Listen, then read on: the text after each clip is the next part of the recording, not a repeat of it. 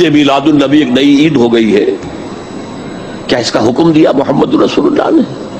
अपनी ही इजाद करना रिवायात है, अपनी ही इजाद करना बिदआत है, अपनी ही इजाद करना रसूमात है, उन पर लगे हुए हैं। डॉक्टर इसरार ने क्या कहा कि ईद मिलादुन नबी एक नई ईद हो गई है। हालांकि नई नहीं है, बहुत पुरानी ईद है। ये तो ईदों की ईद है। ये ईद ना होती तो कोई ईद ना होती। ये तो ईदों की ईद है, तो ये नई कहाँ हुई? ये तो सारी ईदों का मंबा है, सारी ईदों की असल यही ईद है। और अगर ये ईद मिलादुन नबी नई ईद होती ना, आपको एक नई नॉलेज दे रहा हूँ। तिरमिज़ी शरीफ सियासत की किताब है और हदीस की किताबों में सियासत में तीसरे दर्जे पर है, तीसरे नंबर पे या चौथे नंबर पे। बाज़ ने मुस्लिम के बाद कहा, बाज़ ने अबू दाऊद के पास कहा, लेकिन बहरहाल सियासत की मोतबर किताबों में इमाम तिरमिज़ी ने एक बाब ही कायम किया। बाब का ही नाम है मिलादुन नबी सल्लल्लाहु अलैहि वसल्लम। बाब का नाम ही है मिलादुन नबी, जाके देख लें।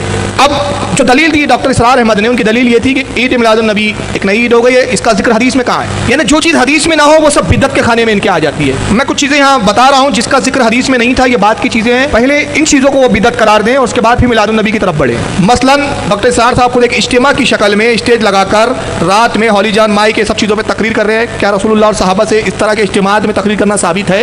नहीं। मसाजिद बहुत खूबसूरत बनाई जा रही है। सरकार सल्लल्लाहु अलैहि वसल्लम के ज़माने में ऐसी मसाजिद का कोई तसव्वुर नहीं था, बल्कि मस्जिदों में गुम्बद बनाने का दस्तूर नहीं था। और तबलीग के लिए जो खुद ये नूर टीवी, पीस टीवी, ये जो टीवी चैनल चला रहे हैं, क्या ये सुन्नत से साबित कर सकते हैं इस चीज़ को?